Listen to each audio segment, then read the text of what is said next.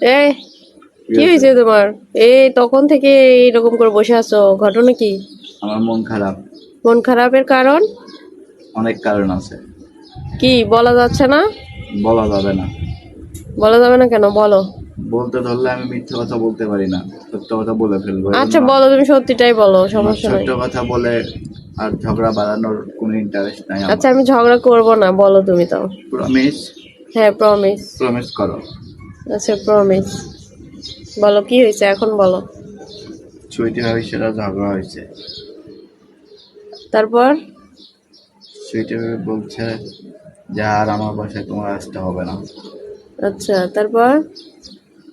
তো সেটা নিয়ে মন খারাপ। আসতে হবে না এটা কোনো কথা, এতদিন ধরে যাই, ওনার সাথে এত ভালো সম্পর্ক,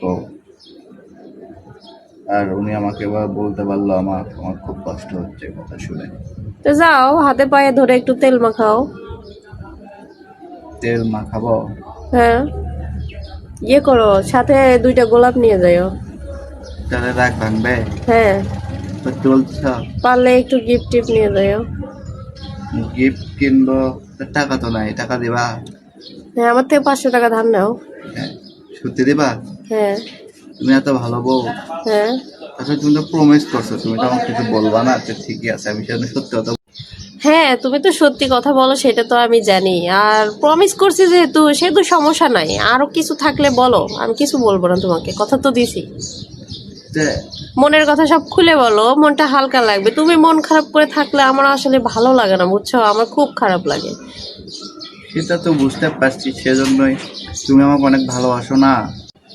এরকম বউ প্রয়োজনে ভাগ্যে জোটে, কিন্তু জানো যে সুইটি ভাবির সাথে এতদিন ধরে আমার সম্পর্ক, উনি এতদিন ধরে দিনের বেলা রাতের বেলা যখন মন চাই যায়, কিন্তু হঠাৎ করে এই কথা বলতে পারলো যে তুমি আর আসবে না আমার হ্যাঁ বাসায়। আসলে ব্যাপারটা অনেক দুঃখজনক। এটা কি আর আর যাই হোক বুঝছো, তোমার আমার সম্পর্ক হাজবেন্ড ওয়াইফ এটা ঠিক আছে, কিন্তু তার আগে তো আমরা অনেক ভালো বন্ধু, তাই না বলো? হ্যাঁ এটা আমি তো আমার সব কথা তোমার সাথে শেয়ার করি, এই জন্য তোমারও সব কথা আমার সঙ্গে শেয়ার করা উচিত। তুমি নির্দ্বিধায় আমাকে সবসময় সব কষ্টের কথা বলতে পারো, কোনোই সমস্যা নাই। হ্যাঁ আমি তো বুঝতে তাই পারছো? তাই বলতেছি, তোমাকে আমার কষ্টের কথাই বলতেছি। তে এখন ভাবি একটু কষ্ট হলো না বলো?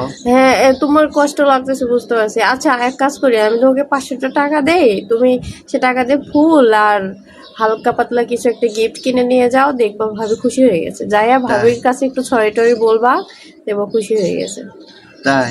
হ্যাঁ এমনিতে রাগ করে হয়তো বা বলছে। রাগ করে হুট করে কোনো কথা নাই, বার্তা নাই, আর এ কথা কেন বলবে বলো? রাগ ভাঙায় কিভাবে?